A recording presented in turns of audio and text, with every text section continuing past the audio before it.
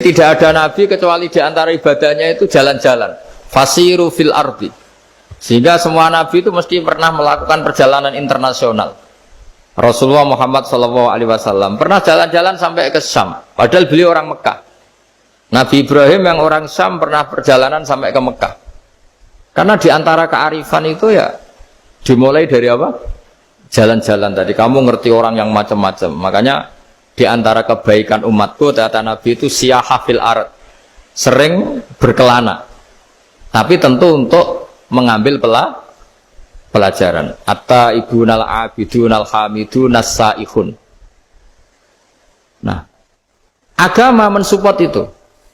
Sehingga kata Nabi, jika ada orang kok sholat qobliyah, ba'diyah semuanya di masjid, sama Nabi ditegur, la taj'alu buyutakum kuburan. Rumah kamu jangan jadikan kuburan, harus dapat jatah apa? Sholat. Kata ulama, kalau ada orang sering sholat di satu titik, itu ditegur. Kamu harus ganti titik yang lain, supaya saksi bahwa kamu di bumi sholat itu banyak. Jadi kita ya punya nilai positif juga tentang apa? Karena kita sering siyaha, kalau bahasa Arabnya itu sering keluyuran, saksi kita kebaikan juga banyak. Tapi pesan saya paling pokok tadi ya, jadikan komunitas kebaikan itu punya nilai jual. Syukur-syukur fid dunya hasanah wa fil akhirati hasanah. Ya kita bersyukurlah di Indonesia itu. Saya masih ingat kecil saya itu, ya sekitar saya umur 15-14 tahun. Setiap mau pergi itu pesannya orang-orang yang sering pergi itu, jangan masuk terminal jam ini, di perapatan ini. Karena yang namanya preman itu dulu dominan. Sekarang sampai jam 2 ada orang pakai jilbab, kadang ya orang pakai peci, yang nggak pakai peci pun ke musola sholat terus. Yes, pokoknya kebaikan itu jadi komunitas dan jadi nilai jual. Bahkan tadi, misalnya ibu-ibu yang pergi malam itu kan mesti ada orang-orang yang jadi langganannya karena terkenal apa? Amanah. Yang dititipi anak juga pilih orang yang terkenal apa? Amanah.